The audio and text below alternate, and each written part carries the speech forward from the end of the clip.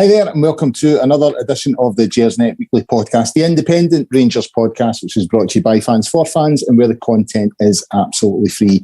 It is episode 188 of the flagship show. I'm your host, I'm Colin Armstrong. As I say to you every week, guys, it's not just the pod that we have here at Gersnet. If you get yourself onto the website, you'll find the forums there, there's articles.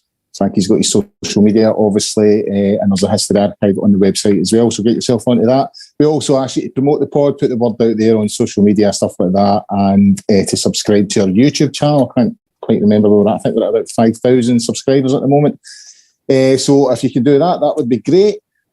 Before I get started and bring in my guests, I need to mention our partners at Forrest Precision Engineering, who are a subcontract Glasgow-based engineering company, and they have been a supporter of Rangers Football Club, a commercial supporter for many, many years. If you're wanting to have a wee look at what they're all about, get onto their website at www.forestprecisioneng.com.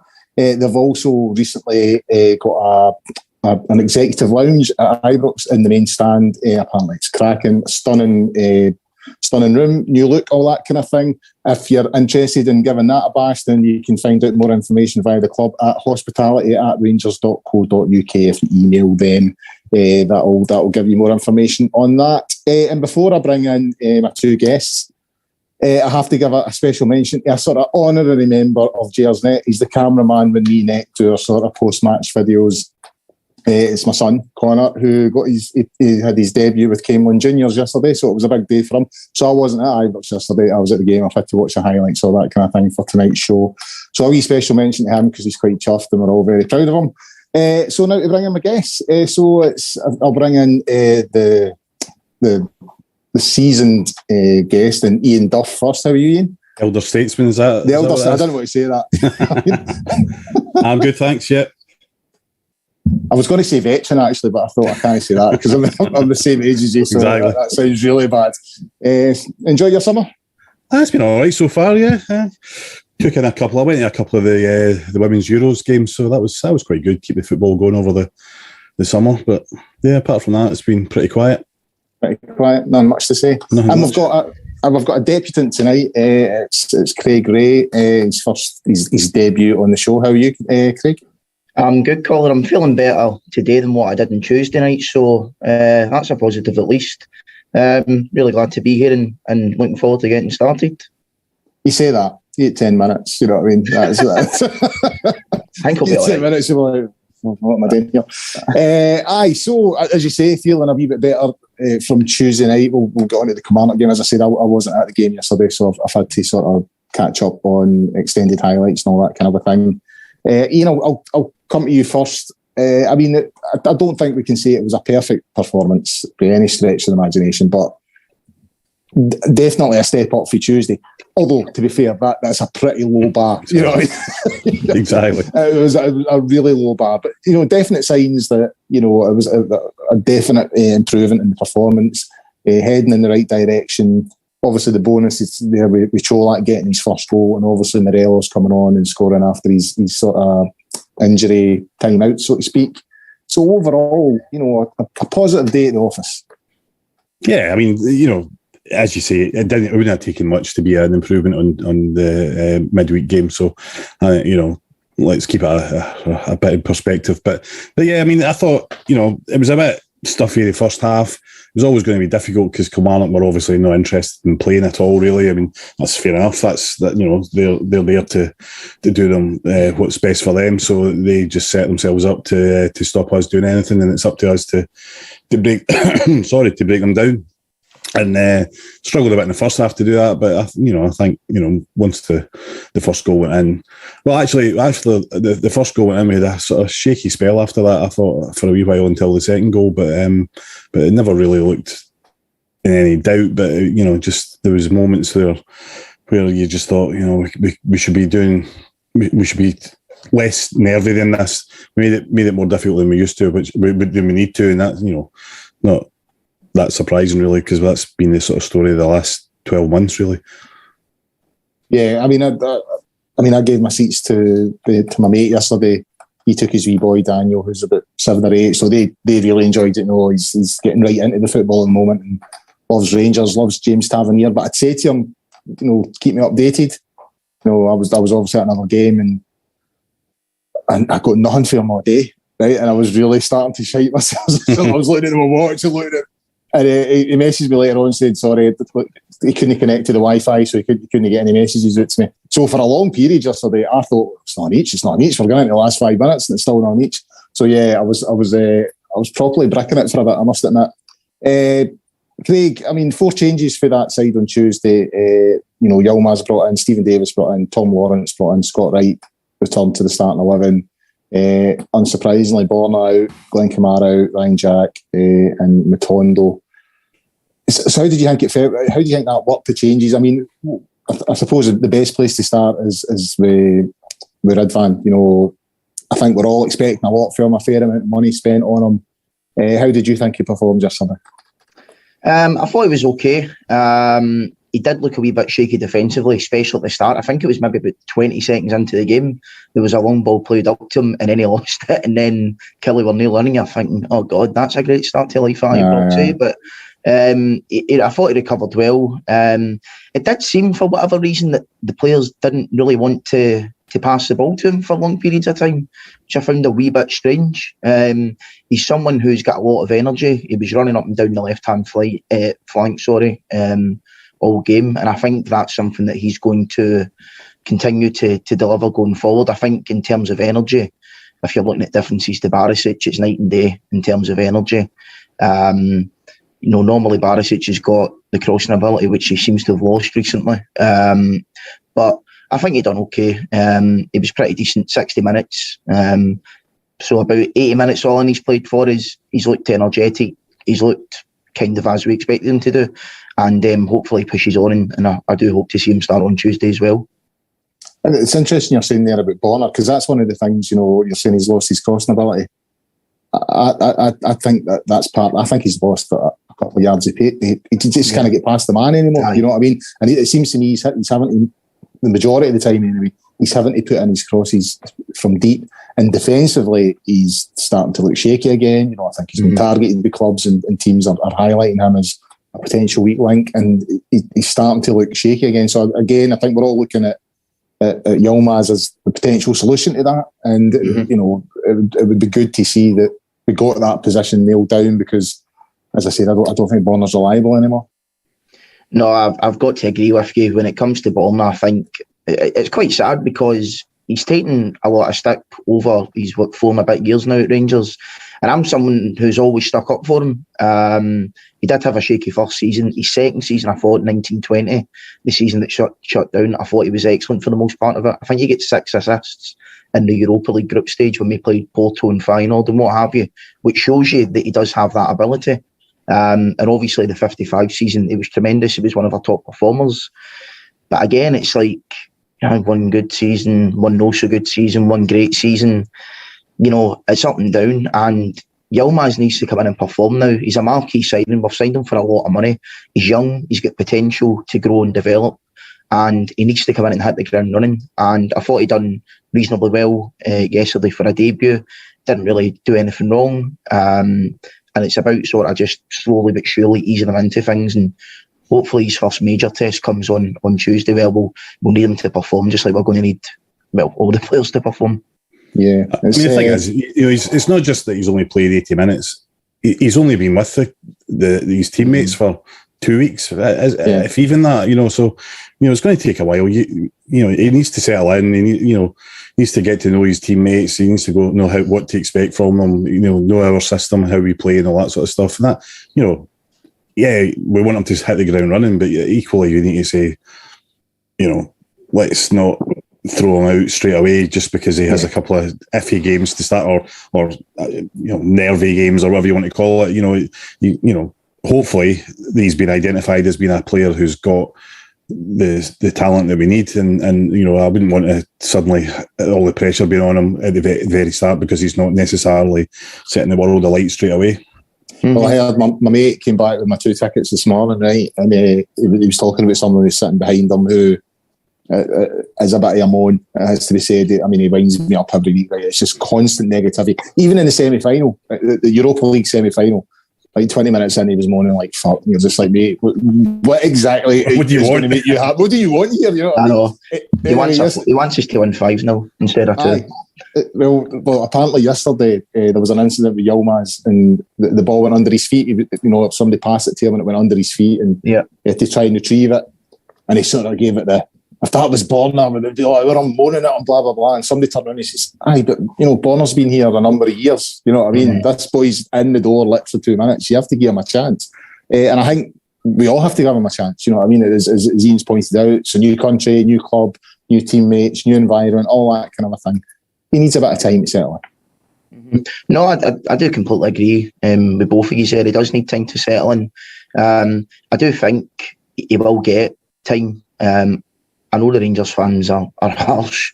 I mean, that's putting things lightly. But I think because of how bad I think most of us feel that Borna's performed recently, I think that if he's not quite, firing on all cylinders, he will get a wee bit of, compassion, because people be like that. Aye, well, we've got him, but if he's not playing, then it's Borna that's in. We're kind of like, oh, well, the alternative doesn't seem, that great at the moment. But hopefully, what this does do for Borna as well, I don't want to be the type to say, get him off the books, this, that, and the next thing. At the end of the day, hopefully, Yilmaz coming in pushes Borna to perform better, to train harder, to work hard. I just think it's what's going on for him is his decision making a lot of the time. As you say, defensively poor, teams are targeting him, and he does seem very much like a confidence player. We can have 2 or 3 great games. Like, the thing that confuses me the most about Borna is how well he was performing during pre-season. And I mean, the goal that he scored against Blackpool, he scored with his right foot, which I never even knew existed up until that friendly in Blackpool. And it was brilliant against West Ham, Spurs chasing everything down.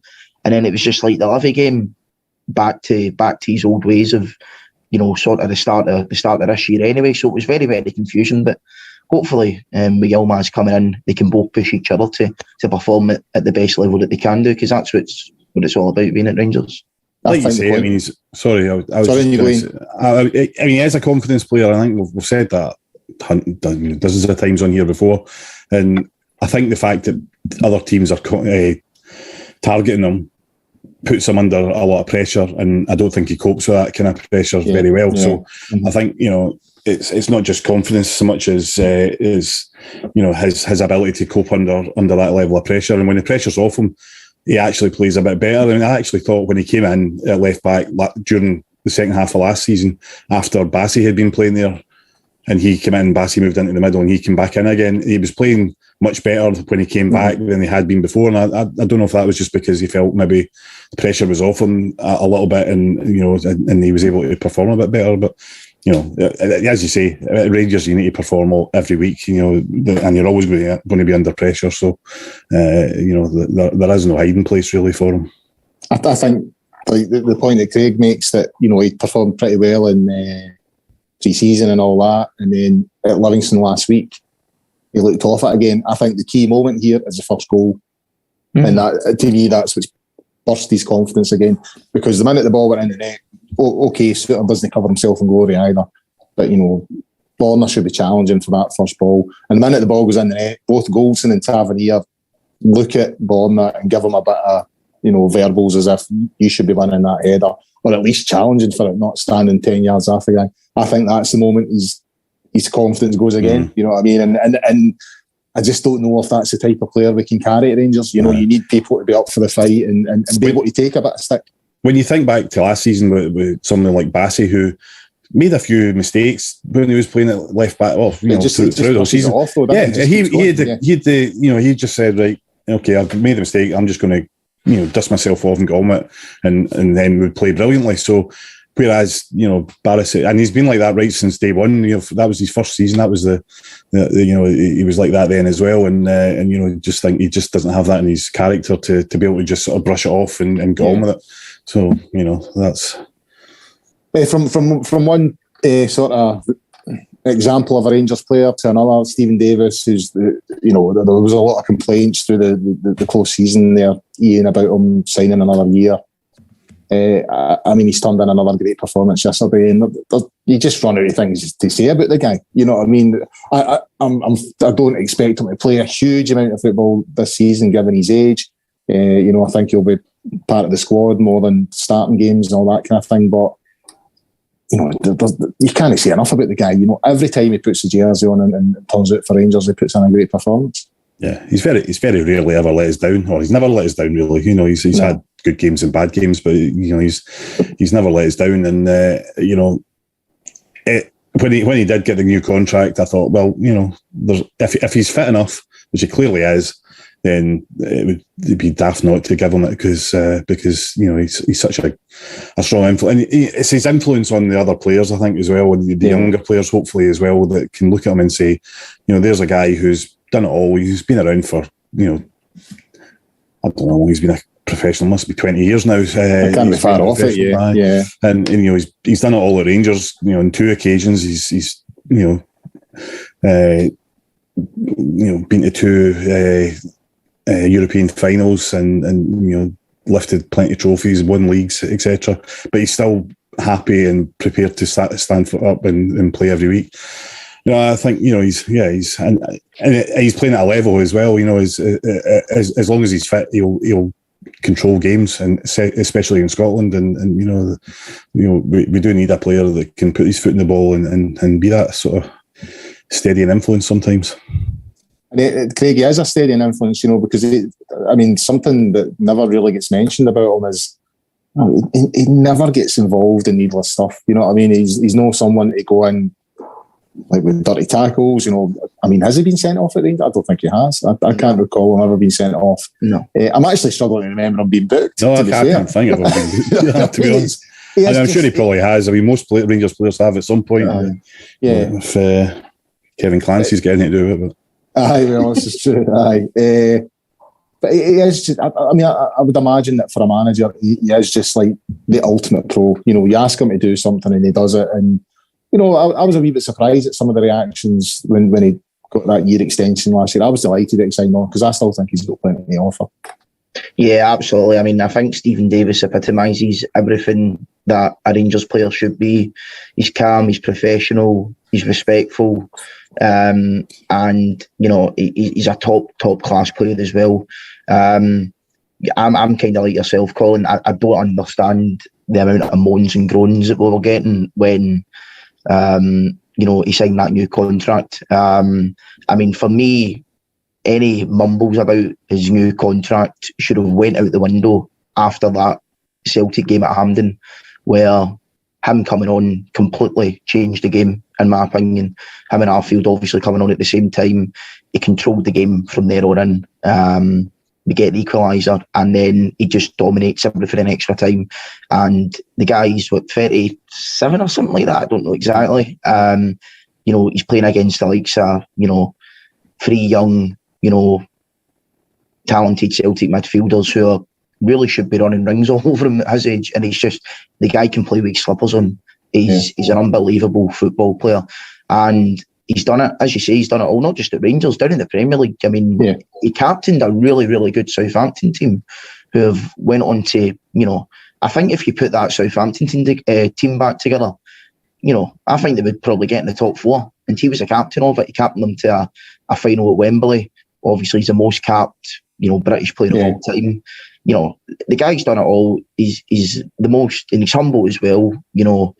As I say, he epitomises everything the Rangers players should be, and I just hope that once his time finally is up, that he can stay in whatever capacity. For me, I genuinely think that in, you know, 20, 30 years' time, if he wants to do it, I think he could become the Rangers manager.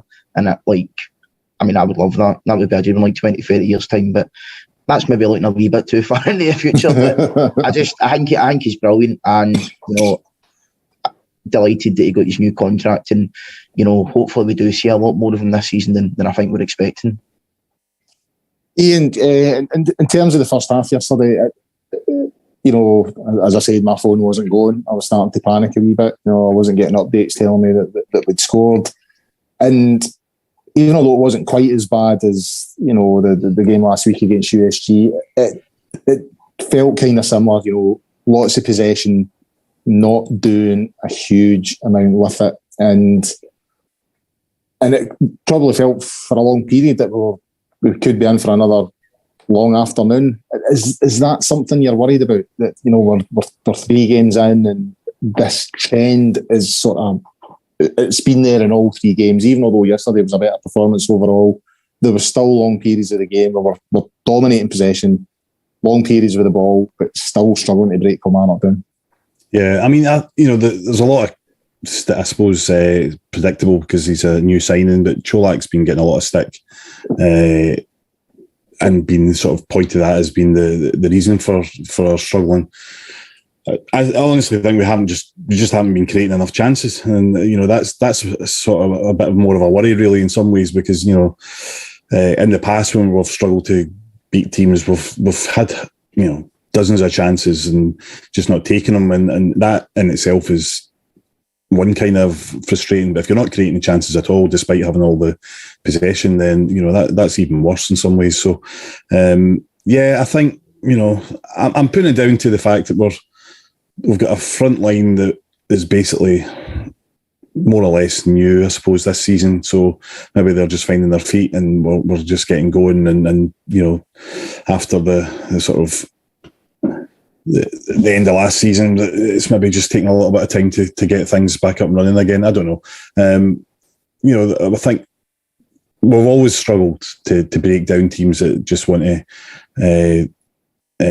sort of block us out and stop us from playing. So we need to find a way around that. And if, you know, that's I think that is the frustrating thing, is that this isn't something that's necessarily news. You know, that we're always aware that these teams are set up in that particular way, and you know, we need to find ways to get around it and work it instead of just being predictable. Craig, is any of this, as Iain's pointed out there, you know, Cholak's been getting a bit of stick, I think unfairly. I would tend to agree with Iain and say that we should be looking at the service he's getting, which hasn't been great. A lot of aimless balls coming in from Kent and Scott Wright last week. But is there also maybe a wee worry about the midfield 3? And I was reading an article in Athletic earlier in the week there, and I think it was Jordan Campbell had mentioned that there's a feeling that Rangers have too many midfielders that are similar, guys that receive the ball and move it on, receive it and move it on. Not a huge amount of people in there that will go beyond and, you know, cause a back 4 problems. Is that maybe part of the issue? I think it can be, yeah. I mean, you're talking about people running behind. Scott Arfield would be the perfect example of someone that can do that, and he's proved already this season against Livy that he's, you know, very capable of doing that and scoring from it. I think the problem with that is, you know, when you look at Scott Arfield's age, he's got a 1-year extension. We can't be relying on guys like him to do that constantly. I think Tillman and Lawrence looked very good on Saturday. I thought Tillman in particular, I thought some great touches, and he's a big guy as well. Like, you know, you think the type of player that he is, sort of creative player, that he's going to be quite wee. He's quite tall, he's quite built, and his movement's really good. So having Lawrence are going to be key moving forward, and I think you've seen that on Saturday. I think Lawrence, you know, at the end of the day, it was his assist for the first goal. Cholak takes it really well. It's weird we're talking about like the chances that we're maybe not creating. Some people would look to the sort of conversely of that and say that, you know, maybe it's a good thing that once we are getting chances, we're actually taking them. Because I'm looking back on it. On Saturday, we had 4 shots on target. 2 of them were sort of long-range speculative ones from Scott Wright that never troubled the goalkeeper, and the other 2 were the goals. And they were the 2 clear-cut chances that we had. So we are going to need to create more chances, but at the same time, if you're creating a small amount of chances and you're clinical with them, that is also a good thing. But I think for me, it's about finding the right balance. We need to be creating more chances. Tillman and Lawrence have just came in. I think they've started pretty well. And I think they're only going to continue to do that. And, you know, it'll be good to have Morelos back. I mean, we'll obviously move on to it later and get him fully back up to speed. I agree with you as well, just lastly on Cholak and some of the criticism. I think it has been unwarranted. At the end of the day, we know what kind of striker he is. We know he's not a perfect like for Morelos. The guy's a classic number 9, a poacher who needs service. And at the end of the day, if you don't give him the service, he's not going to score goals. But I would say last week against Livingston, had one chance, he scored. Obviously, it was ruled out unfairly. Yesterday, I had one chance and he scored. So if that goal counts last week, the guy's played 2 league games and he scored 2 goals. Can't really ask for much more. Yeah. At the other end of the park, Iain, a wee mix-up with McLaughlin playing the ball out from his feet, which is something I think most people feel he's stronger at compared to McGregor. And I mean, it didn't lead to anything, but it caused a wee fright and could have led to Kilmarnock scoring. And given the error on Tuesday, it just feels like, I noticed it on Tuesday night, you're scrolling through Twitter and the minute he conceded that goal, it was like McGregor would have saved that. Just Twitter was just full of that. And it just kind of feels like that's how it's going to be. You know what I mean? If every mistake he makes, we're just instantly going to make the comparison with McGregor. But one thing I will say, I don't want to go down that road of, I think Gio's made his choice and we need to go with it. And I think it's the right choice, to be fair. But he has looked a wee bit nervy this season compared to previous seasons. Is that a bit of concern for you? I personally don't think he should be the number one, but then again, I don't think McGregor should be either. I think we should have gone out and got a new goalkeeper for this season. I think having a strong, reliable goalkeeper should be the first thing that we do in terms of building a team. And I don't think either of them at this stage of their careers are what we need. Both of them have got their, McGregor is obviously a brilliant shot stopper and has saved us so many times in the last couple of seasons. It's unreal. But he makes mistakes. He made more mistakes last season. And I do think he's got that age now where he's more prone to making mistakes. McLaughlin, I just don't think he's as good a goalkeeper. That's, at the end of the day, and that's not necessarily a criticism of him because McGregor was a brilliant goalkeeper. Just don't think he's up to that standard, and I think we need somebody who's better than that.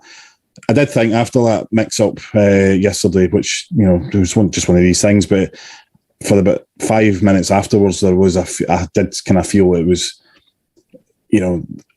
that nervousness sort of spread throughout the whole defence. So that was our worst period of the game, really, was that time just after that, I think. And there just seemed to be a sort of general, every time the ball went back, you were just a bit sort of, heart and mouth kind of moment. And that seemed to spread throughout the team just for a while. It passed relatively quickly anyway, and there was no major problem came of it in the end. But yeah, I think we should have been maybe looking for another keeper as our number one. The risk with that is if you go out and sign somebody and they have a couple of howlers at the start, then you're in an even worse situation. McGregor would have saved that. Yeah, absolutely. Yeah. Craig, McGregor, McLaughlin, or should we have been in the market in the summer for a new keeper? I think it's wishful thinking that we can go into the market for another player, but I think the type of operation that we run as a club, it just wasn't feasible. I think Alan McGregor, if you're going to replace somebody like Alan McGregor, you're probably looking at having to spend £5 million plus on a new goalkeeper, I think. And unfortunately, we're now at a stage at the club where we can really only bring in players if we sell players. Now, granted, we have made a lot of money this summer, and in January with player sales, we've obviously had a run to the Europa League final. But I think,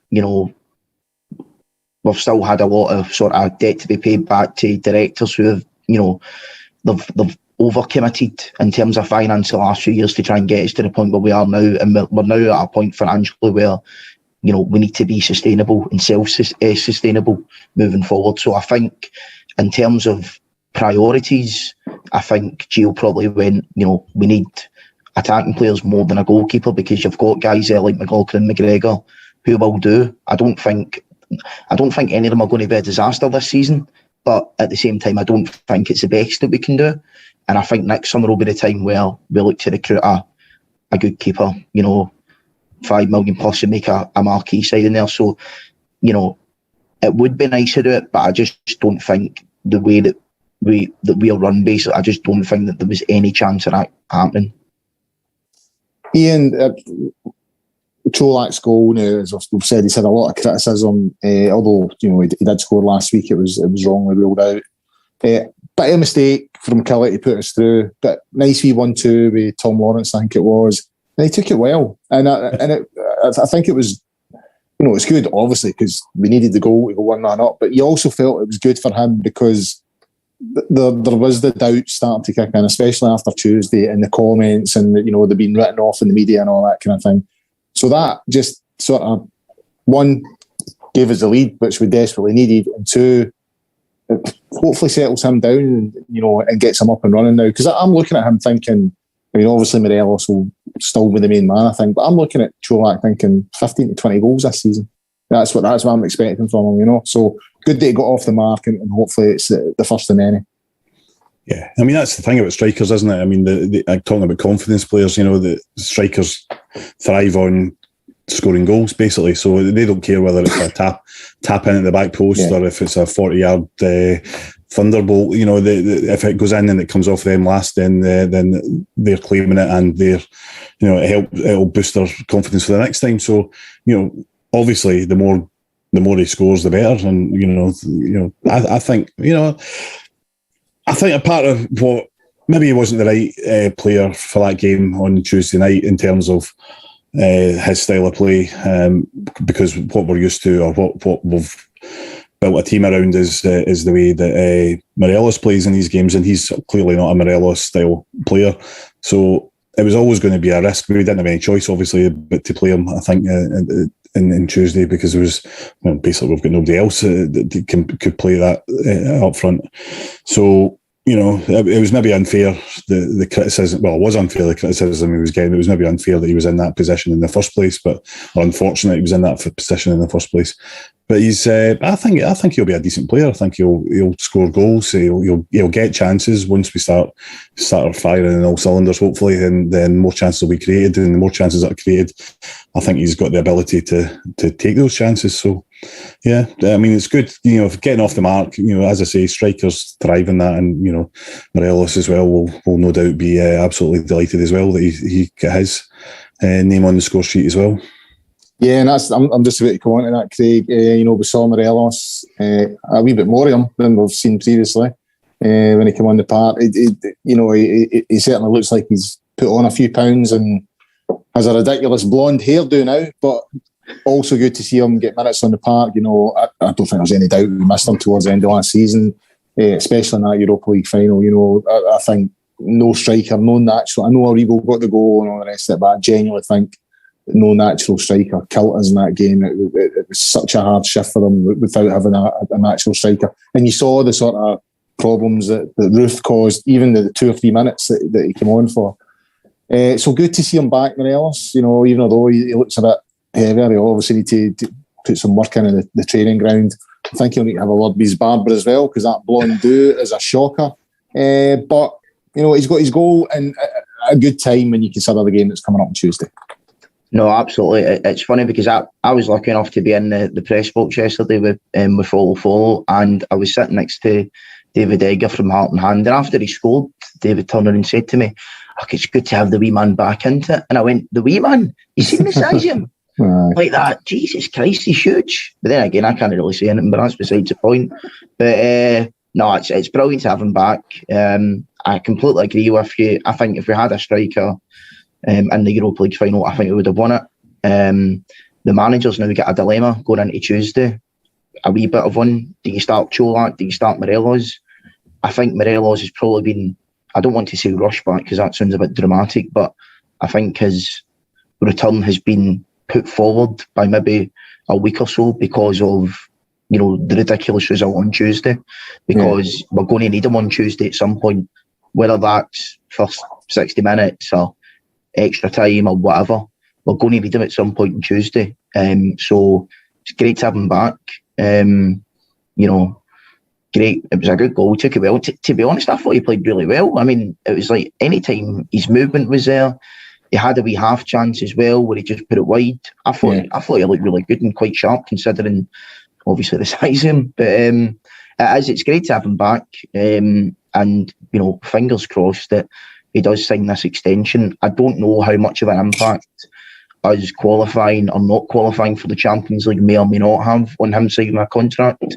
You just need to hope that regardless of what happens on Tuesday and going forward, if we get through that he signs it anyway, and hopefully he's here to stay for the long haul. Well, I mean, he's sort of following in McCoy's footsteps with the hair, with the blonde hair and stuff like that. And he's also following in his footsteps in the, he comes back 3 stone heavier every time they're out injured, So I will see. We'll see what happens. Iain, Tillman's a player I want to talk about, because I think, in my opinion anyway, of all the sort of players that have come in over the summer there, he's the one that's maybe looked the best so far, and another really tidy performance from him yesterday. And if he continues in this vein, it looks like it could be a good signing. Oh yeah, definitely. I mean, he's obviously got the ability. That's no doubt about it. Whether he'll, it's all with players. They can have the ability. It's whether or not they fit into the team, and whether the players around them are on the same wavelength as well. Sometimes that can be an issue, and that will maybe take a little bit of time to work through. But I mean, clearly, he's clearly got the touch. He's got the movement, and looks like a real player. Hopefully he'll have the players around him. I think him. I'm excited the thought of him working with Morelos up front, because I think the two of them could really hit it off together in terms of the way they play. So yeah, so far so good with him. I mean, talking about players hitting the ground running, he more or less has. He's looked impressive and looked promising. Yeah, and it was certainly the difference last week, Craig, when he came on against Livingston. And I think, that everything about him so far makes you think that, with previous players, there's been high hopes, like say Ramsey and stuff like that. And there's a player there, but for one reason or another, it doesn't quite happen. But the early indications with Tillman is it looks like we're going to get a good shift out of him. No, absolutely. I thought, as I said earlier, I think he looked great yesterday. Some of his touches are incredible. And as I say, he's a good size. He's very, very athletic. He's trained with and played with Bayern Munich, who are obviously, one of the best teams in the world, one of the best youth systems in the world. And he's an international player as well for the USA. And hopefully he can go to the World Cup and perform well as well. But the two things I like about him, first of all, is his versatility. The fact that he can play out wide, he can play up front, he can play as a 10. He's very, very creative. And I think, kind of similar to Cholak, I think once he gets his first goal, maybe even an assist instead of a goal, because midfielders seem to thrive off them nowadays as well. I think that, this guy could be really, really, really good for us. And I think he's a special talent. And second thing I like about him is the release clause that we've got on him. Or should I say the buy option, which I think is very, very important. I think at Rangers, I'm not comfortable with us being a club that develops other teams' players. That's why we keep here. It'll be till the end of time, Billy Gilmour back to Rangers. Every single transfer window, you're going to hear it. And I don't have any objections to that. But the problem that I would have with it, if he's coming in and loan, is that you're developing a player that will either go in the Chelsea first team, or that Chelsea will then sell on to someone else for, a big huge amount of money. Yeah, that we won't be able to afford. Yeah. So, I'm glad that we've got that buy option there on him, and hopefully he can do the business for us this season, and I'm very confident they will. I did notice the other day there was a story that Billy Gilmour's now been given a squad number at Chelsea, so it would appear that he's going somewhere on loan this year. But we'll see if he's coming back up the road. Right, guys, final sort of point on yesterday's game. There's been a lot of talk this week, especially from Tuesday, after that sort of really, really poor performance in Belgium. All this talk about how wonderful Celtic are and how really poor Rangers are, how dynamic, how many goals Celtic score, and, they've got so many options, and Rangers just look laboured and, they're plodding about. We're sitting second. There's only one goal separates the teams, and we're only 2 games in. So despite all the negativity, and there's been a fair amount of it, especially, as I said, since Tuesday, we're actually only a goal away from them. There's not a huge amount of difference between the two teams.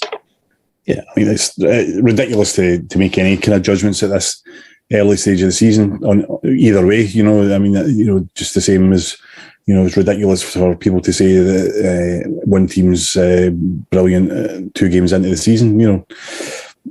We've got a long way to go, and obviously you want to get off to as good a start as possible, but we got off to a good start last season. It didn't really help as much, and it wasn't so much a good start that Celtic just got off to a bad start. Just wasn't as shit as them. It wasn't as hard as them.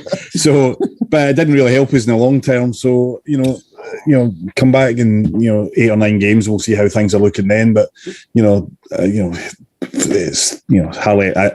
Once again, it's hardly anything new, is it? I mean, this is Celtic are always brilliant and play amazingly brilliant football, and we're always the plodders. So I'm quite happy with that as long as we're still winning. As I said before, if we win every game 1-0, then we win the league. I'm quite happy.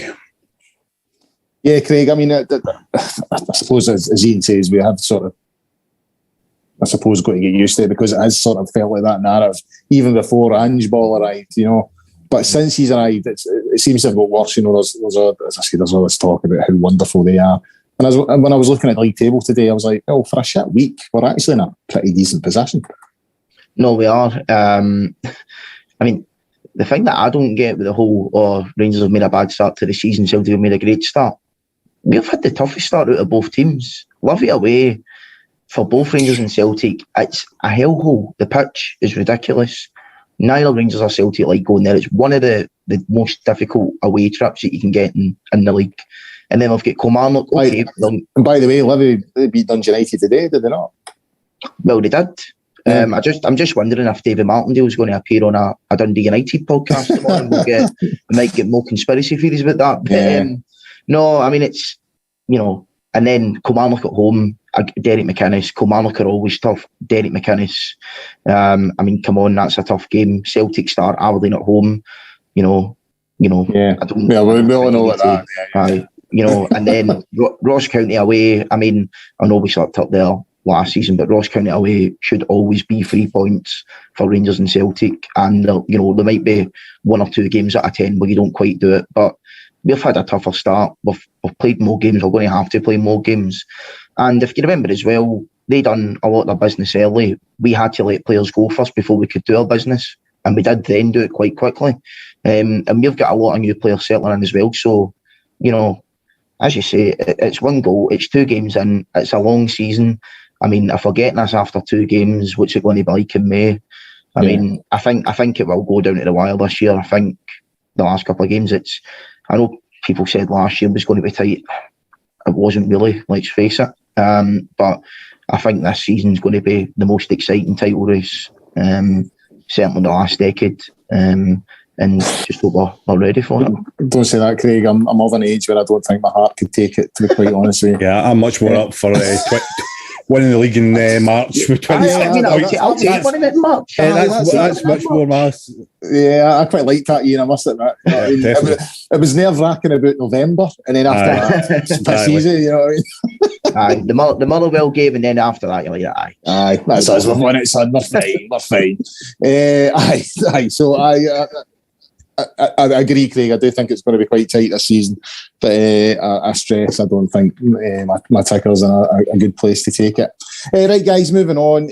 Although we'll continue with yesterday and but another game, the Celtic games up at Dingwall. I noticed a piece, and I think it was in the Scotsman today, by Andrew Smith, who used to be the editor of the Celtic View. So fair play to him, for highlighting this. But he was talking about, audible chants from the Celtic fans, this song that they've got now, mocking the deaths of Davy Cooper, Walter Smith, Jenny Bell and Andy Goram. Now, as I said, fair play to Andrew Smith for raising it, because he's obviously very Celtic-minded. He's wrote some stuff in the past that I definitely don't agree with. And I'm not coming this from a sort of moral superiority sort of way, because, as we know, we have had our own issues with certain songs and with the supporters and stuff like that. But what I do find interesting is the fact that it's a pretty horrific song, let's face it, it's pretty grim. There's been nothing from the usual sort of moral crusaders who, I'm thinking the likes of Spears and Michael Stewart, all that kind of thing. I mean, I believe, Craig, that Michael Stewart, after Rangers had that, the Rangers fans had that wee spat with Steve Clarke when he was the Kilmarnock manager. Stewart was on Twitter every day saying strict liability, clubs should be held responsible for supporters' behaviour, all that kind of thing. And yet all these people are strangely quiet now. Well, it is very strange, isn't it? How it seems to be when Rangers fans do something that's bad and controversial, Michael Stewart's all over it like a rash. But if it's Celtic fans or another group of supporters, Hibs or Aberdeen, they've been known to sing quite crude songs in the past as well. Hibs fans were on the park today as well when they scored that equaliser. I think it took quite a while to get them off. Well, exactly. I think that just shows the size of the club, but I mean, fair enough. But as you say, it's the usual suspects. I mean, the thing with guys like, Michael Stewart and Graham Spears is they thrive off attention. And I kind of feel bad, because in a way we are giving them it, but at the end of the day, they do need to be called out. I mean, I'm the type of person you can say anything to me, I don't really care. But the thing that I do care about is, hypocrisy. And I think that, is a constant theme throughout people like this. And also as well, the chants aren't aimed at me. So, it's not me that would be offended by it. It's the families and the friends of those people who are sadly no longer with us. And the thing that I really don't understand about it as well is, why are you filming it? I mean, why are you stupid enough to film it? If you're going to say disgusting stuff like that, at least do it in like a private setting where, no one can hear you. It's only between a couple of people. I mean, it just shows the stupidity of some people that they'll go and film it and then they'll put it online because they think it's funny. And I mean, it's not even funny. You can't even put into words what it is. So, as you say, it's the usual suspects. We won't hear anything about it, but fair play, as I say, to the Scotsman for actually reporting on it. What I think would be quite interesting is if, Celtic are going to take action. I think one good thing about Rangers, certainly the last couple of years, any time there's been a controversial incident with fans, when they've done something unsavoury, it's been dealt with very, very quickly. But at the same time, that's still not good enough for the likes of Michael Stewart and Graham Spears. They want Rangers as a whole to be punished. It's like, what more do you want the club to do? So it'll be interesting to see if Celtic do anything. I don't think they will, but there you go. It's just something that we've got to deal with, I'm afraid. Iain, speaking of Dingwall, there was an incident, I think it was last season, where Rangers supporters filmed themselves, and I think it was an inappropriate song about a Celtic player. The supporters bus took action. I think the guy that ran that bus left the bus, and, fans were banned and all this kind of thing. As Craig says, there has been action taken. So again, I'm not coming at this from a, offended or sort of, moral superior sort of view, because as I said, we have had incidents in the past. But surely it's consistency of debate that you're looking for here. You're looking for consistency in terms of reporting. And that's why these guys aren't taken seriously. I think that's why Rangers supporters get so pissed off, because it always seems to be one-way traffic. If Rangers supporters indulge in anything, then these Twitter accounts get active, and the column inches and Graham Spears' column in the Times, that's all he talks about. And now all he's talking about is his show at the Fringe, and Michael Stewart's saying very little, and it's just so frustrating because there's no consistency there. Yeah, I mean, this has been the narrative for the last 10 years, maybe even longer. It's one rule for one rule for the other, and I've almost got to the point where I don't care what Graham Spears or Michael Stewart or any of the other sort of wannabes say about any of these things. But you're absolutely right. I mean, if they were legitimately concerned about these issues, then they would be equally condemning fans from not just two clubs but all clubs. I've heard worse from Aberdeen fans than I have from Celtic fans over the years at times. So but there's little or no condemnation of that. I don't think I've ever heard any condemnation of that. In fact, usually it's just denial if it ever takes place. And so yeah, I mean, but like Craig says, to some extent, the fact that we're talking about it now, not only does it feed into what these guys or these pundits or the stance they take, that encourages them because they love being talked about, but also that's exactly why these arseholes basically are singing these songs because they want to wind people up. They know that if they get a reaction, then that's it. They don't really care. In fact, to be honest, they don't care whether they get condemned or not. But in fact, they probably quite enjoy the fact that they do. Same as any football fan or from any club does. There just seems to be an element within football supporters at the moment, and it's probably always been the case where they just want to push it, and they get a kick out of people being angry at them, and they enjoy that. So to some extent, can't ignore it, but at the same time, I don't know. So it's a tricky one. It's a tricky one. It is. See when you said arseholes, I thought you were talking about Michael Stewart and James Spears, but heaven forbid. Oh man, God Christ. I would never suggest such a thing. My mistake. Anyway, right, guys, before we move on, I'll mention our other supporters, our other sponsors at Zenith Coins, who produce the official Rangers Club coin collection. Each gold-plated coin has a unique serial number engraved on the outer rim and comes complete with a Rangers presentation box and certificate of authenticity. Some famous fans are owners of these collections, including Alan McCoy, Derek Johnson, Marvin Andrews, Tom Stolman and Gordon Ramsay. They've also produced a 150th anniversary collection. There's only 1,872 of these worldwide, and they will be released in small batches. They celebrate 5 iconic milestones in Rangers history, including the founding fathers, Ibrox Stadium, the 1972 Winners' Cup win in Barcelona, 9 in a row, and the 55th, easy for me to say, league title. If you're interested in that, get yourself onto the website at www.zenithcoins.com. Right, guys, moving on to Tuesday night. Excuse me, terrible cough here.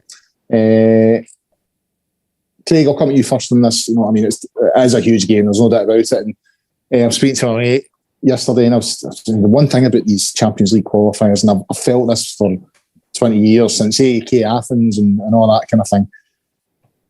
Was that 30 years? Oh, Christ, that's 30 years. Oh my God. Just suddenly felt really old there. Right, so the fact that they come so early in the season, I think has always been a problem for not just for Rangers, but for Scottish football clubs, because we always seem to get clubs whose seasons are, they're up 4 or 5 games. They just always seem to be that wee bit ahead of us. And it just feels like a banana skin waiting to happen. Obviously, a terrible result last week. A lot to do. It'll need to be a history-making performance because we've never overturned a 2-0 first leg defeat in Europe. A lot to do to dig myself out the hole that we've put ourselves in last week, but not impossible.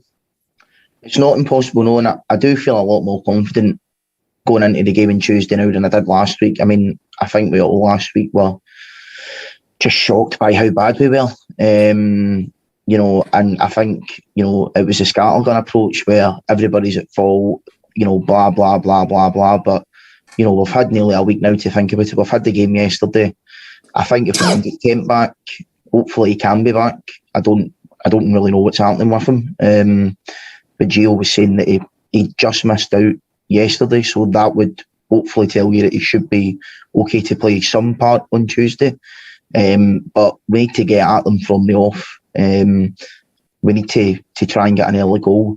The one thing that I would try and say is that if we don't get an early goal, I really hope that the crowd don't get on the players' backs. I'm saying I hope they don't. They probably will because it's Rangers fans. But I think the best thing that we can do is not panic. I think, look at yesterday as an example. A lot of fans would have been panicking in the first half.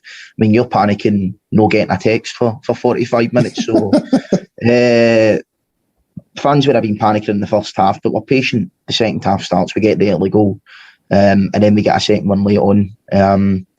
We all want an early goal, and I think if we do get an early goal, I think we can really go and maybe even win the game and the tie, in normal time. But I think if we can get it to extra time, don't panic.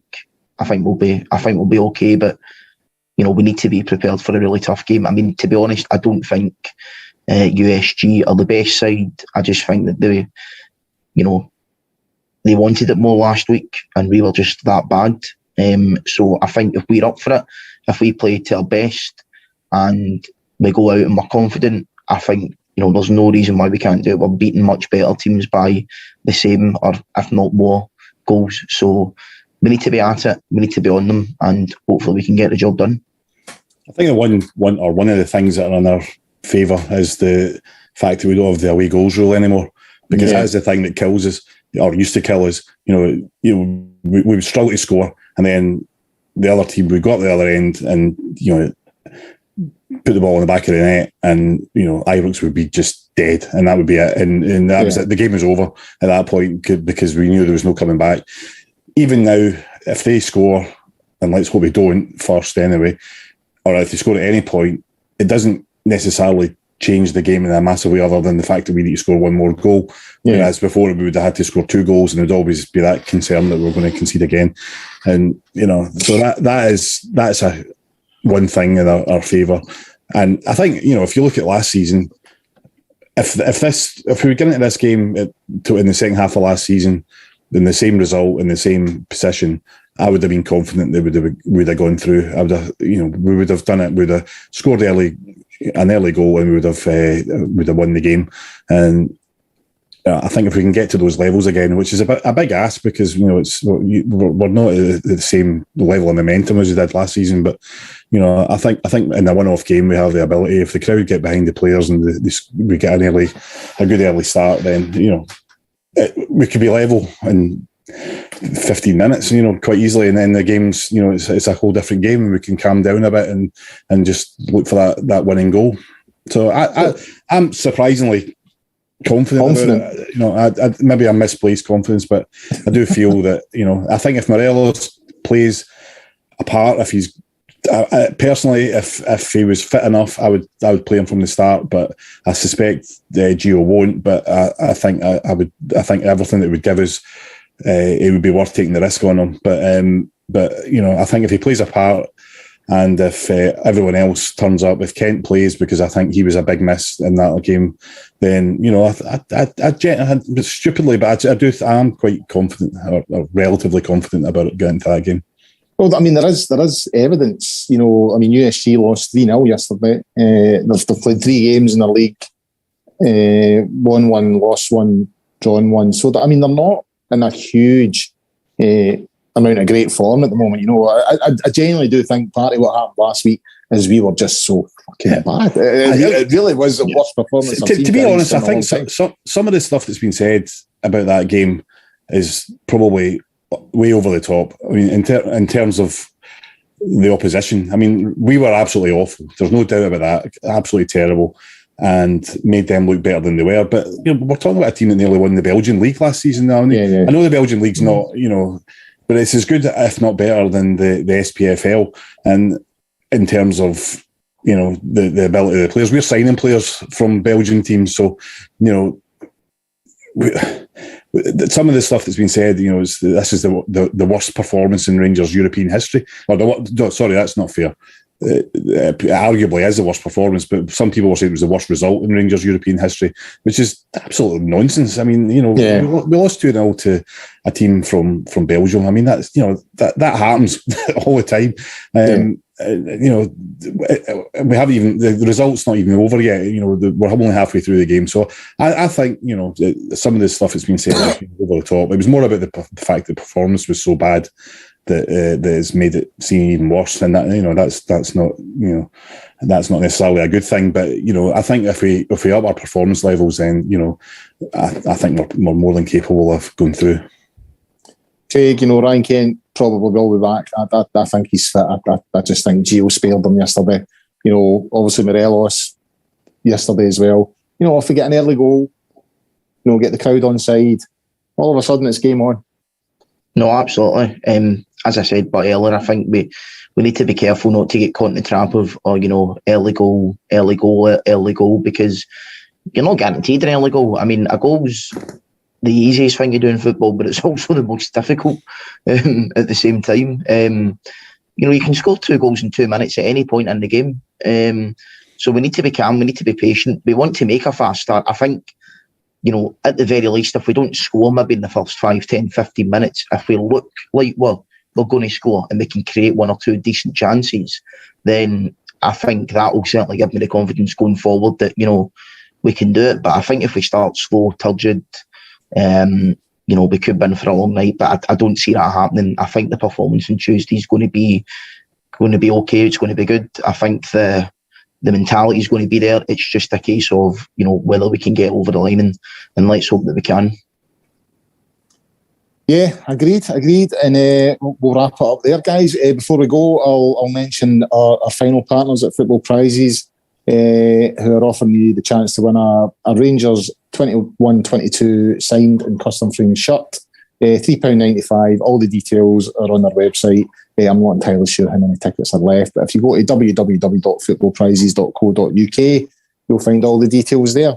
Right, guys, a big thanks to Iain and to Craig. An impressive debut there from them. Big thanks to them for their stuff tonight. Great stuff as always. We were live tonight on the Sunday night, but the show will be available to download and stream on a variety of platforms from tomorrow, including Acast, iTunes, YouTube, Castbox, Stitcher, Spotify, all your usual places. We'll have a preview show out next Friday for the St Johnstone game at Ibrox on Saturday, and obviously we'll have the flagship show next week. And in the meantime, get yourself onto the Gersnet website and forums at www.gersnet.co.uk. Guys, thanks for watching. Before I go, good luck to everyone who's waiting on the results. I think they come out on Tuesday, the 9th of August. My son's one of them, so good luck to him and everybody else, apart from all the Tims, obviously. Hope they all fail. That's just the way it is, isn't it? You know what I mean? Right, guys, so we'll be back next Friday and next Sunday. And until then, bye for now.